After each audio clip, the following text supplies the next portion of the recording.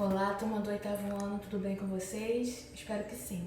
Vamos iniciar então mais uma videoaula um pouco diferenciada, porque desta vez nós vamos iniciar a correção dos exercícios do livro, ok? Então nesse vídeo e em próximos vídeos estaremos então corrigindo os exercícios do livro. Então, aula 4 de português do oitavo ano, correção dos exercícios do livro. Hoje nós vamos corrigir as páginas 50, 51, 52 e 54, ok? Então, pega o seu livro aí de português, abra na página 50, junto com o seu caderno, porque você fez o exercício. Então, a correção é para você comparar suas respostas com as minhas respostas, tá? Então, vamos lá. Não se preocupem que eu vou disponibilizar todas as respostas por escrito, organizada, ok? Eu preciso que você prestem atenção nos comentários que eu fiz de cada questão. Então, na página 50, nós temos aí compreensão do texto. Compreensão de que texto, afinal? Lá do conto da história O Pedestre, né? Que estão nas páginas anteriores do livro. Então, essa parte aí, essas páginas 50 em diante, são a respeito desse conto O Pedestre, que eu suponho que vocês já tenham lido. Então, vamos lá, número 1. Relacione o título do texto ao enredo. Então, o título do texto é O Pedestre. E qual é o enredo? Qual é a história que é contada? Tá? Letra A. Por que o fato de o protagonista ser um pedestre é algo tão importante? Então, quem é o protagonista dessa história? É o Leonard Mead, né? E por que o fato dele ser o último pedestre aí é tão importante, tá? Na verdade, ele é o único pedestre, né? Por isso que o título do livro é O Pedestre. Por quê? Porque nessa sociedade do futuro aí, distópica, até como eu expliquei na videoaula anterior, as pessoas estão clausuradas em casa, ninguém mais sai na rua, só o Leonard. Então, por isso, essa relação do título com o enredo. O enredo conta a história de um homem que sai na rua em tempos em que as pessoas não transitam mais nas ruas, ok? Por isso que é importante, tá? Que ele é o único que sai na rua. Letra B. Para onde ele se dirigia, né? Para onde que ele estava indo? Porque se ele saiu de casa, estava andando na rua, ele estava indo para algum lugar, né? Então ele estava indo para o oeste. No texto ele te dá essa informação. Na direção do mar, né? Do mar que fica escondido, ok? Letra C. A comparação entre a geada e uma árvore de Natal reluzente permite imaginar os sentimentos da personagem em relação à caminhada. Que sentimentos são esses? Né? Então prestem atenção, quando eu tenho texto literário, é muito comum o autor utilizar figuras de linguagem, ou seja, usar as palavras não no sentido real, fazer comparações, duplo sentido, ironia, jogo de palavras, metáforas, porque é um texto literário, artístico. Então, por ser um texto artístico, o autor que tem essa capacidade, essa liberdade de se expressar além das palavras que elas significam no dicionário. Então, o que quer dizer aí comparar a geada com uma árvore de Natal que brilha? Na verdade, ele está comparando aí e quer mostrar esse sentimento de prazer, de felicidade, né? No caso, igual aquele prazer que a gente sente, aquela felicidade que a gente sente quando está chegando o Natal. Eu lembro quando eu era pequena, né, eu ficava ansiosa para chegar logo dezembro e demorava para chegar dezembro, porque tinha um Natal, ganhar presente, a família toda reunida, né, aquela ceia, a árvore de Natal, montar a árvore de Natal. Então a árvore de Natal, ela está ligada ao sentimento de felicidade. Então por isso que ele comparou a geada com uma árvore de Natal reluzente, ok? Número 2. O senhor Leonard Mead, que é o protagonista, não estava sozinho na cidade. Ponto, é uma afirmação. Apesar dele ser o único pedestre na rua, porque as outras pessoas estavam em casa, ele não era a única pessoa da cidade, tá? Ele não é uma cidade desabitada. Letra A. Encontre no texto e copie no caderno o trecho que informa quantas pessoas havia na cidade. Então, ele quer aqui que para você, primeiro, você vai fazer duas coisas. Encontrar no texto o trecho, a parte que fala que ele não está sozinho, e ele dá o número exato de pessoas que existem na cidade, tá? Então, abre aspas, na letra A, a resposta é a seguinte: em uma cidade de 3 milhões de habitantes, fecha aspas. Então, nesse trecho aí, claramente o autor informa que é uma cidade populosa, uma cidade, né, com muita gente, 3 milhões de pessoas, e só ele que estava na rua, né? Olha só o contraste, né? Letra B. O que fazem e como são caracterizadas as pessoas que estão dentro das casas? Prestem atenção, porque ele está perguntando mais de uma coisa, tá? Duas perguntas em uma só. Ó, o que fazem e como são caracterizadas essas pessoas que estão dentro de casa, tá? Elas são caracterizadas, né? Elas não fazem muita coisa. O que elas fazem é ficar em casa assistindo televisão. Então, isso dá uma ideia de pessoas que são alienadas, né? Que ficam só em casa, despreocupadas, enquanto o mundo está naquela situação difícil, as pessoas ficam trancadas em casa assistindo televisão, né? Isso é uma forma de evitar a verdade, evitar a realidade, ficar alienado, ser manipulado, né? Tudo isso aí são respostas possíveis, tá? Eu tô dando aqui, pessoal, uma resposta padrão, não quer dizer que é o único jeito de responder, tá? Então, se você respondeu mais ou menos isso, tá certa a sua resposta. Mas é bom que você escreva no caderno também, depois que eu disponibilizar as respostas corretas, para ficar registrado que você realmente fez a correção, ok? Então, número 3. Qual das palavras no quadro reflete melhor a caracterização da paisagem cenário? Por quê? Então aqui essa pergunta, ele está se referindo ao cenário, ao ambiente físico em que a história se passa, tá? Então eu tenho um quadro com várias palavras, tá? Só que uma delas se relaciona melhor com aquele cenário. Não quer dizer que elas não têm nenhuma relação, mas uma descreve com certeza, tá? Então eu tenho desamparo, despovoamento, desolação, tristeza e desertificação, de deserto, né? Se você reparar, todas elas se encaixam ao texto, tá? Mas tem uma que melhor descreve aquela situação. Você conseguiu identificar qual? Então, a resposta é a palavra desolação, tá? Porque desolação, por que ela descreve melhor o que está acontecendo? Porque ao mesmo tempo que ela se relaciona ao cenário de desolação, né? Ela também se refere ao protagonista, que também está desolado com aquela situação, né? Não só o cenário, é um cenário triste, né? Desolação porque as pessoas estão perdidas, estão numa situação difícil, é um futuro meio incerto, né? Mas o próprio personagem, não é só o cenário que está assim, as ruas desertas, tristes, mas o próprio personagem também se sente assim, né? Deprimido, inconformado, né? Número 4. De acordo com o texto, então, mais uma vez, todas essas questões são relacionadas ao texto. De acordo com o texto, por que a polícia decide levar Leonard? Né? Aí tem essa pergunta e tem a próxima, tem um pontinho também. Quando Leonard responde que não possui uma televisor em casa, faz-se um silêncio que vale por uma acusação. O que esse silêncio sugere a respeito da importância de se ter uma tela visor? Então o Leonard, ele está lá andando na rua, né, desolado, enquanto todas as pessoas estão em casa assistindo televisão. De repente ele é parado por um carro de polícia que questiona por que ele está andando na rua, porque naquela época não se entendia, as pessoas ficavam dentro de casa. Então os policiais, né, queriam levar ele, tá? Então eles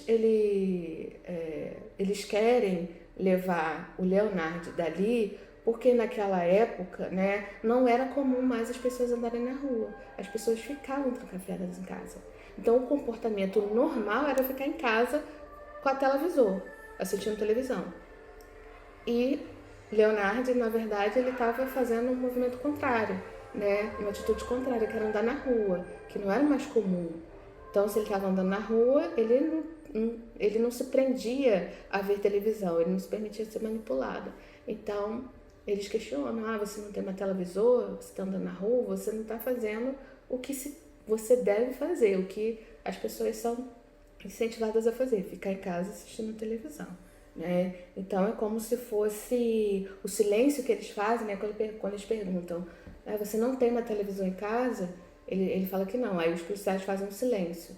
Então aquele silêncio é um indício de como se ele estivesse cometendo um crime, né? Nossa, você não tem uma televisão em casa, você devia ter, porque é lá que você tem que ficar. Para você ser um bom cidadão, né, ficar comportado, você tem que ficar dentro de casa, não ficar transitando na rua e não pensar por si próprio, só ficar vendo televisão.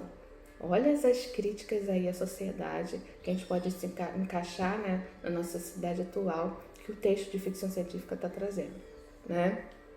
Número 5, ainda na página 50. Para onde a polícia vai levar Leonard? Em sua opinião, o que é feito nesse lugar? Então, para onde que a polícia quer levar ele?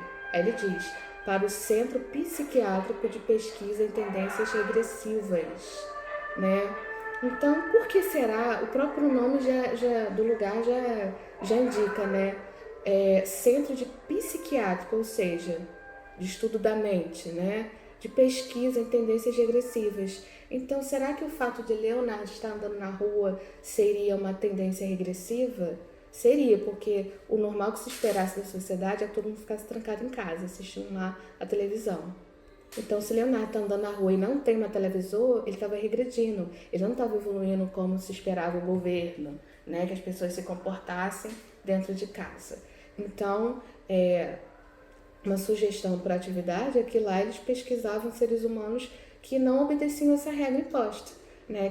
Que o fato dele andar na rua, ele estava cultivando um hábito antigo, ultrapassado, que não era mais praticado pela sociedade, ok? Agora, número 6. Releia atentamente a fala do personagem. Olha só o que ele fala. Aquela é a minha casa, disse Leonard Mead. O destaque em itálico no pronome possessivo, minha, reforça a entonação com que foi dito. Então, o fato da palavra minha estar em itálico é um tipo uma ênfase que está dando, tá? Quando eu estou falando, se eu quero dar uma ênfase numa palavra, eu posso falar assim, fique quieto. Eu dei uma ênfase no quieto, eu posso falar devagar, eu posso falar mais alto. Então a pessoa, pelo som e pelo jeito que eu falar, ela vai perceber essa ênfase. Mas como que eu vou transmitir isso para a escrita? No caso aqui, ele botou a palavra em itálico, ou seja, ela está deitadinha. Então essa palavra foi dita como uma forma mais expressiva. Por quê? Qual é a importância disso nesse momento da história, né? A resposta seria destacar o fato de ele, Leonard Mead, ter uma casa, ter para onde voltar, ser um cidadão que merecia respeito. Então, quando ele fala, aquela é a minha casa, ele estava dizendo que ele não era um transeunte ali qualquer, ele era um cidadão que decidiu sair de casa e andar na rua, né? Para Leonardo, ele tinha essa liberdade de ir e vir, que ele poderia sair na rua, que ele queria sair na rua e que ele não era um vagabundo, né? Assim, uma pessoa que estava à toa na rua ou um desabrigado, né? Ele era uma pessoa que tinha para onde voltar, que apenas tinha decidido sair na rua, enquanto todo mundo estava fazendo o contrário, tá? Então, ele tinha um propósito, né? Ele tinha uma profissão, né? Ele não estava à toa, ele só decidiu sair na rua, tá? Por isso que ele falou, aquela é minha casa. Letra B. O que é possível deduzir do fato de a casa de Leonard Mead estar toda acesa? Então, a casa dele estava toda acesa. O que isso faz a gente deduzir, tá? Por exemplo, quando a gente vai assistir televisão, é comum a gente apagar as luzes. E naquela cidade era comum as pessoas que ficavam só dentro de casa assistindo televisão com as luzes apagadas. O fato da casa dele estar com as luzes acesas é que ele tinha uma vida, que a vida dele não se resumia em ver televisão. Então, ele não era só esse tipo de atividade que ele fazia, nem tinha televisão. Então, ele fazia outras coisas, ele escrevia, ele lia, sei lá, ele praticava exercício físico em casa, né, cozinhava. Então ele tinha uma vida, por isso que as luzes estavam acesas, né? Então olha só um contraste, a metáfora, né, da luz com a escuridão. Luz que demonstra conhecimento, atitude, e escuridão, né, que as pessoas apagavam as luzes para assistir televisão, ficavam naquele escuro, naquela falta de vida, naquele conformismo. E ele não era conformado com a situação. Ele lutava, até porque ele saía na rua, ele acendia as luzes da casa dele. Então ele não se conformava com aquele cenário, com aquela situação, tá? Número 7. Agora explique por que o numeral 1 está em itálico na frase abaixo. A polícia, claro, mais que coisa rara e incrível, em uma cidade de 3 milhões de habitantes, havia apenas um único carro de polícia, tá? Então, o propósito de colocar o numeral 1 em itálico é, mais uma vez, dar uma ênfase. Numa cidade com 3 milhões de habitantes, só tinha um carro de polícia na rua? Isso é totalmente desproporcional. Mas por que só tinha um carro? Porque todas as outras pessoas estavam em casa. Então a polícia não tinha muito o que fazer, não tinha necessidade de vários carros de polícia na rua, porque as pessoas não mais queriam andar na rua, só ficar dentro de casa. Então, por isso que ele colocou, né? Esse 1 para dar destaque é isso, né? Ou seja, a polícia não tinha muito serviço para fazer, né? Agora vamos lá continuar a correção na página 51, número 8. Explique o emprego do destaque em itálico no fragmento a seguir. Mais uma vez, tá?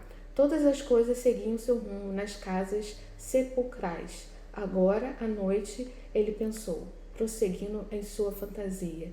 Então, eu tenho aí no trecho, todas as coisas seguiam seu rumo nas casas sepulcrais, agora à noite. Tudo isso está em itálico, né? E por que está em itálico? Porque está indicando a fala da personagem. Então, eu tenho aí nesse trecho uma mistura, né? Que o personagem fala e o narrador fala também. Como que eu vou diferenciar quem está falando o quê? Aí eu poderia não colocar em itálico. Aí seria, né? No caso aí, um discurso indireto livre. Mas ele colocou, né? Marcando bastante o que o personagem está falando. Então, todas as coisas seguiam seu rumo nas casas sepulcrais agora à noite, é o personagem falando. Ele pensou, prosseguindo em sua fantasia, já é o narrador falando. Então, a parte em itálico é a fala do personagem. Número 9. Reúne-se com um colega, aí não, né? Aí cada um vai fazer o seu, individualmente. E com base nas informações apresentadas no texto, explique como parece ser a sociedade em que Leonardo Mead, né, que ele vive. Letra A. Com base no box contexto no início da leitura, respondam: esse conto pode ser uma crítica às mudanças que ocorriam no período em que foi escrito? Por quê? Né? Então eu tenho aí uma história distópica, né? A gente leu um texto, um conto que fala de um futuro 2053 e que a sociedade está totalmente mudada. Então, naquela época, né, que o Ray escreveu esse texto, né, a sociedade também estava passando por momentos difíceis, né? E na verdade, a história de ficção científica, ela sempre coloca uma crítica à sociedade humana, né? Essa questão do controle, da liberdade de ir e vir do cidadão. Então, por isso que isso é tão relacionado às histórias de distopia, se a gente for ver Divergente, Jogos Vorazes, 1984 e todas essas, Eu, Robô, além dessa interação do homem com a tecnologia, também há uma crítica forte à forma de governo, esse governo que sufoca a população, que tira a liberdade da população, que controla, que vigia. Então, é um retrato de toda a sociedade humana, todo governo, todas as épocas faz isso com a sociedade, né? Tem esse objetivo de controlar de alguma forma, seja por meio da tecnologia ou não. Então, esse texto, ele retrata uma sociedade vigilante. O governo vigilante, você vê, as pessoas, se saíssem na rua, eram obrigadas a voltar para casa, ficar em casa e não interagir nas ruas. Então as pessoas ficavam naquela bolha, cada um na sua casa, vendo televisão, sendo manipuladas e não estavam nas ruas.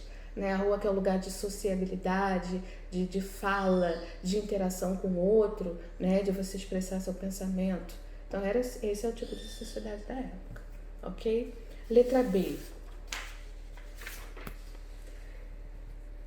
Se vocês tivessem de imaginar uma sociedade no futuro, como ela seria? Por quê?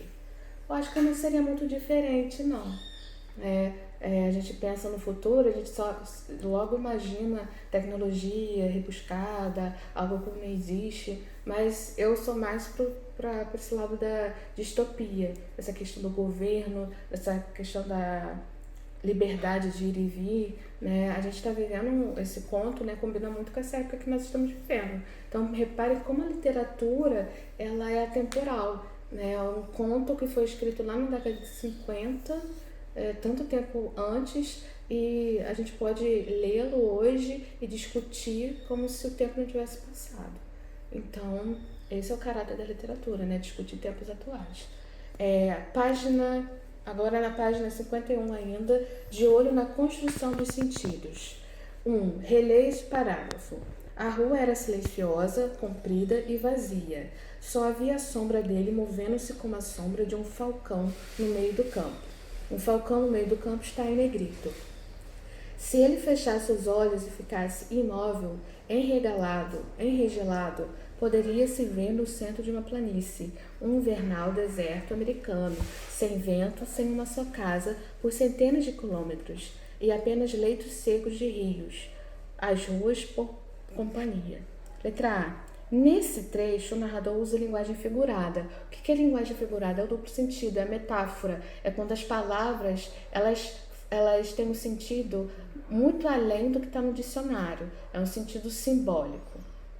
Explique as comparações que menciona o falcão no meio do campo e os leitos secos de rios. Então, um falcão no meio dos campos é uma metáfora, tem um sentido simbólico, e os leitos secos dos rios também têm um sentido simbólico, né? O que significa? Então, quando ele fala um falcão no meio do campo, está se referindo a Leonard, ao protagonista, né? Que ele está sozinho, sem pessoas ao redor dele, como uma ave, um falcão no meio do campo, só a ave e o campo, sem mais ninguém em volta. E leitos do rio seco, né? Os leitos secos de rios, refere-se às ruas vazias, né? As ruas vazias, sem casas, né? Ou as casas sem vida, né? Esse é o símbolo, tá? Ele fala de forma metafórica. Letra B. No caderno, copie No caderno, copie do texto outro trecho que faz referência aos leitos de rios secos. Sublinhe nele as palavras repetidas e explique por que ocorre essa repetição. Então, um trecho, né, seria: o carro desceu as ruas vazias, com leitos de rio, e foi embora, deixando as ruas vazias, como calçadas vazias. Então, reparem aí, ruas vazias, depois ele fala ruas vazias, depois vazias. E nenhum som, nenhum movimento por todo o resto da fria noite de novembro. Então, ele repete aí, ruas vazias e vazias.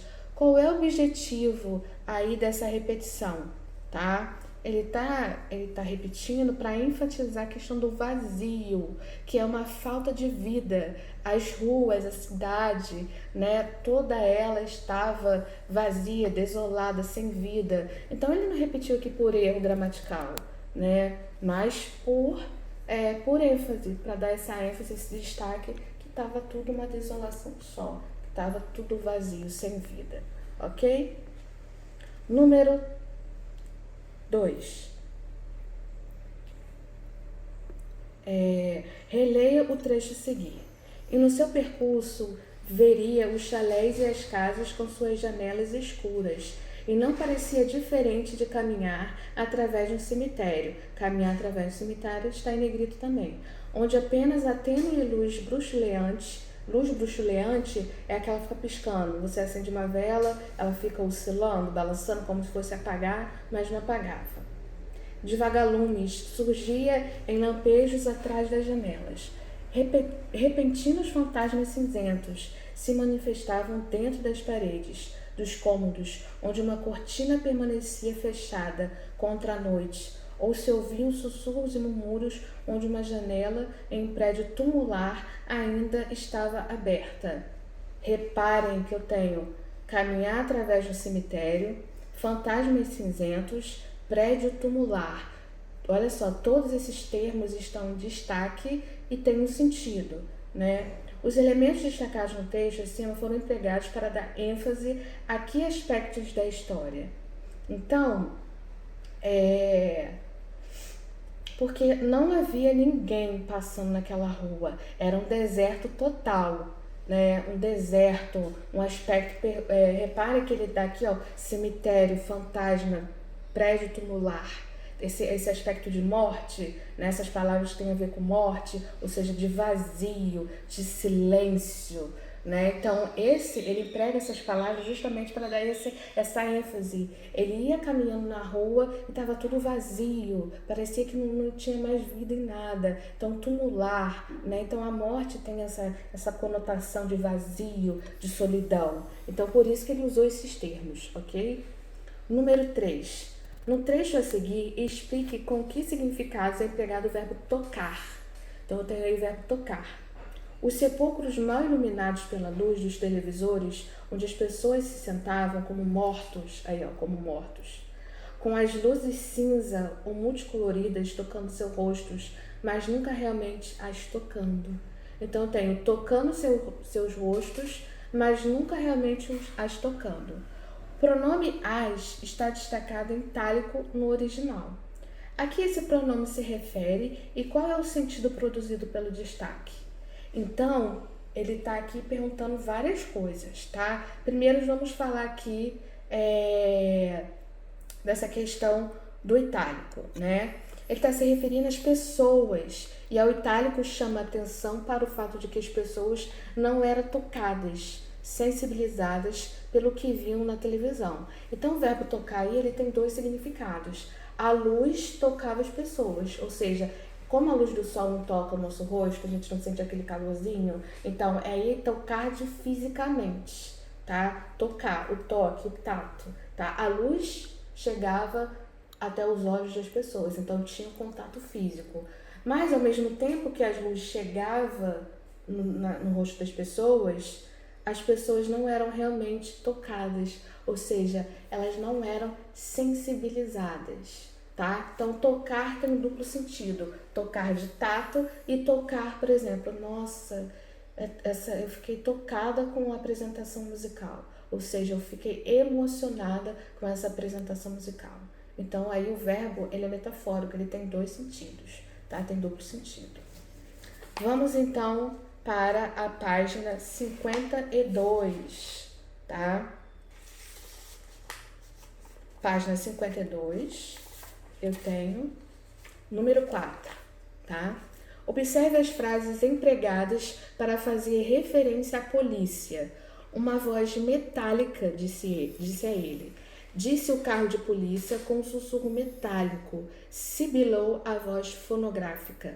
O carro de polícia permanecia no meio da rua, zumbindo fracamente com sua garganta radiofônica.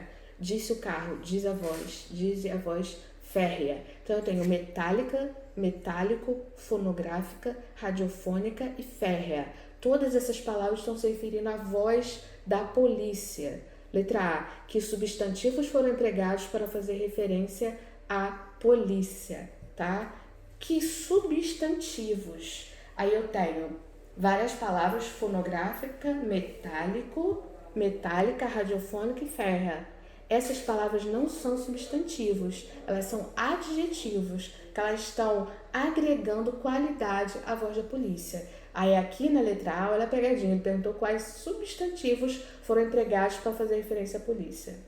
Carro e voz, ok? Porque essas palavras que estão em negrito aí são adjetivos. Letra B. De que forma os adjetivos em destaque contribuem para que o leitor perceba que não há ninguém no carro de polícia? Então, olha só. Todos os adjetivos se relacionam a máquinas e aos materiais de que são feitas. Então, a própria polícia não eram policiais, não eram humanos. Então, o carro para e começa a fazer perguntas para ele, né? E não tinha pessoas ali. Os policiais eram máquinas, por isso que é a voz metálica, fonográfica, ou seja, não era uma voz real, era uma voz gravada, radiofônica e férrea, de ferro. Então, esses adjetivos, ele te entrega ali que a polícia era falsa, eram robôs, pelos adjetivos. Então, por isso que é importante a gente conhecer as classes gramaticais. Olha aí o estudo da gramática dentro do texto. Esse é o objetivo. E olha a função deles. Porque ele não falou para você, olha, a polícia é máquina, eram robôs. Ele não disse claramente. Ele disse implicitamente, ele deixa você deduzir através dos adjetivos que estão todos relacionados à máquina, à gravação, algo não humano, ok? Número 5. Releia o trecho abaixo.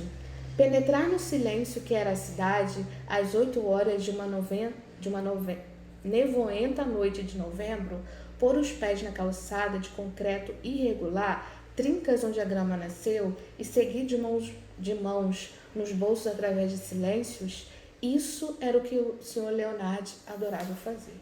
O isso está em negrito. Aqui se refere ao pronome isso. Então, isso é um pronome o quê? Demonstrativo, ok? Ele é um elemento de coesão? Por quê? Então, eu tenho 3 perguntas que devem ser respondidas. Aqui se refere o pronome isso. Ele está se referindo ao quê? A penetrar no silêncio. Então, ele faz uma referência ao trecho penetrar no silêncio. Para não repetir penetrar no silêncio, ele coloca isso. Ou seja, esse isso está fazendo uma retomada de uma ação que já foi informada. No caso, que ação é essa? Penetrar no silêncio. Tá? Então, ele faz referência de penetrar no silêncio até bolsos através de silêncios. O pronome isso, ele pode ser considerado, sim, um elemento de coesão. O que é um elemento de coesão? O elemento de coesão é aquele que faz um encaixe entre os pedaços do texto, entre orações e entre parágrafos. Então, para juntar uma coisa na outra, uma oração na outra, eu faço a ligação com esses elementos de coesão. E o isso, ele está fazendo uma referência a algo que já foi dito, tá? Então, com certeza, é um elemento de coesão, tá?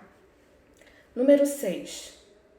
Leia novamente a frase a seguir e responda as questões. Ó de casa, ele murmurava para a casa por onde passava. Letra A. No contexto, causa estranhamento o emprego do verbo murmurar. Por quê? Olha a expressão, ó de casa. Né? Então, é muito comum, muitas pessoas chegam para visitar as pessoas falando, ó de casa, chamando alto, né? Falando, olha, estou aqui, eu vim te visitar, ó de casa. Mas, olha em seguida, ele murmurava. O que é murmurar? É você falar alto? É falar baixo. Então, eu falava, ô de casa. Cada casa que ele ia passando, ele falava, ô de casa, baixinho. Então, tem uma oposição, né? Eu tenho uma ideia contrária. Porque o de casa é uma expressão que a gente fala alto, mas ele não estava falando alto, ele estava murmurando. Então, é uma contradição, tá? Então, por que causa esse estranhamento? Justamente porque o de casa a gente geralmente fala alto, feliz, né? Anunciando que tem uma visita, que você está chegando na casa da pessoa. Mas ele murmurou, então era como se fosse uma ironia também, né? Ele falou, ô de casa, mas todo mundo estava trancafiado na sua casa, ninguém ia receber visita. Era cada um por si. B. O que o emprego desse verbo revela a respeito das intenções da personagem, né? Na verdade, ele poderia falar, ô de casa, alto, né? Mas ele murmurou porque ele não queria chamar as pessoas, né? Ele tinha o desejo, né, de chamar as pessoas para fazer contato com elas, não apenas de gritar, né? Então, esse o de casa é uma demonstração que ele sentia a falta de interagir com as pessoas, ok?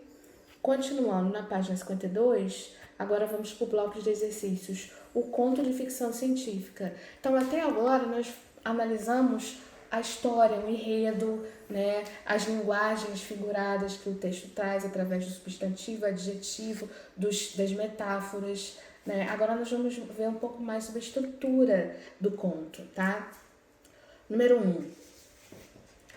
O conto de ficção científica tem estrutura parecida com a de outros contos modernos e algumas características particulares. Então, o conto de ficção científica, antes de ser científica, ele é conto, e o conto é uma história curta que tem uma estrutura padrão. Quais são os elementos, na letra A, da ação? Situação inicial, conflito, clímax, desfecho do conto lido. Então, todo conto tem essas 4 partes. Situação inicial, que é o início, onde eu tenho lá a normalidade. Conflito é quando eu tenho a entrada de um problema. Clímax é o auge da tensão e o desfecho é o final, tá? Então, vamos lá. A situação inicial é quando Leonard Mead caminha pelas ruas vazias. Então tem a apresentação do personagem e do que ele está fazendo, até aí calmaria. Conflito. Começa a haver problema na história quando a polícia questiona as suas ações. Ele é parado pela polícia. Aí tem um problema. Qual o clímax? Qual o problema quando o problema atinge um grau insustentável? A polícia pergunta se ele tem uma televisor. E sua resposta negativa equivale a uma acusação. Então, ele não tem uma televisor. Então, você está desobedecendo a lei imposta de ficar em casa. Algo que tem que ser feito. Você está desobedecendo a ordem dada. E o desfecho é que ele é levado para o centro psiquiátrico, coitado. Porque eles queriam punir ele porque eles estavam indo contra as regras do governo. Ok? Letra B. Por que se pode dizer que o texto é ficcional? Tá? Por que é uma história ficcional? Uma história ficcional é aquela que é inventada da cabeça do autor, tá? Então, por isso que ela é ficcional. Aquele personagem não existe, aquela sociedade não existe, aquele enredo, aquele cenário não existe, tá? Por mais que ela possa parecer com a nossa realidade, pode conversar com a nossa realidade, é tudo invenção do autor. Por isso que é ficcional, ok? Letra C. Que pistas o texto apresenta que levam o leitor a perceber que se trata de uma ficção científica? O que faz você pensar que isso aqui é ficção científica? Eu tenho aí uma história que se passa no futuro hipotético. O que é futuro hipotético? Pode ou não acontecer, tá? Onde o ano é 2053. Será que daqui a uns anos, a 2020, né? Daqui a uns anos, a nossa sociedade vai estar nesse ponto, nesse nível? Pode ser que sim, pode ser que não, tá? Então, a gente percebe porque não é nossa realidade, tá? Então, eu tenho aí uma cidade que as pessoas, a cidade está desolada, as pessoas ficam em casa. Na verdade, né, não é muito diferente da realidade que a gente está vivendo hoje. Então, apesar de ser um conto de ficção científica, ironicamente, nós estamos vivendo uma situação muito parecida com essa, né? Nós estamos vivendo uma época de isolamento social, as pessoas de fato precisam ficar em casa e sair de casa, transitar na rua, é uma situação que o governo não está permitindo, ou seja, está restringindo, mas claro que não com a intenção daquele governo, de controle, né, de deixar a sociedade sem pensamento, sem se expressar. Mas aqui a situação é outra, é um vírus. Mas vejam como a história, apesar de ser inventada e ficcional, ela conversa com a nossa sociedade. Mas os nossos policiais são humanos, não são robôs, não são máquinas. Né? A gente não vive ainda numa sociedade assim. Então, essas são as pistas que nos revelam que aquilo ali é pura criação, ficção científica, que ainda, por mais semelhanças que tem com a nossa realidade, ainda não condiz com a nossa realidade. Ok? Número 2. Quem é o senhor Leonard Mead? O autor, o narrador ou o protagonista? O Leonard Mead é um escritor, na verdade, ele é o protagonista da história, o personagem principal. Por coincidência, a profissão dele é escritor. Mas o Leonard Mead é o protagonista, o personagem principal da história. Número 3. Leia a seguir uma das definições da palavra coerência. Então, antes a gente falou de coesão. O que é coesão? Coesão é essa ligação que as frases, que as orações e os parágrafos, eles têm. Né? Ou seja, eles têm que ser encaixados, é como se fosse um quebra-cabeça. Tem que ser muito bem organizado para não ter confusão na escrita. Coerência, ligação, nexo ou harmonia entre dois fatos ou duas ideias. Relação harmônica, harmonia de uma coisa com o fim a que se destina. Então, coesão e coerência são similares. A coesão ela está no nível das frases, das orações, dos parágrafos. A coerência, ela diz, é a harmonia do texto, ou seja, para haver coerência, tem que haver uma lógica na escrita, não pode ter uma contradição, ok? Aquilo tem que fazer sentido. Agora, observe o trecho abaixo. Ele está coerente com o restante do enredo? Seria possível que ocorresse esse fato no ano de 2053? Por quê? Então, perceba que ele está perguntando várias coisas, né? Aí tem um trecho. A polícia, claro, mais que coisa rara e incrível, em uma cidade de 3 milhões de habitantes, havia apenas um único carro de polícia.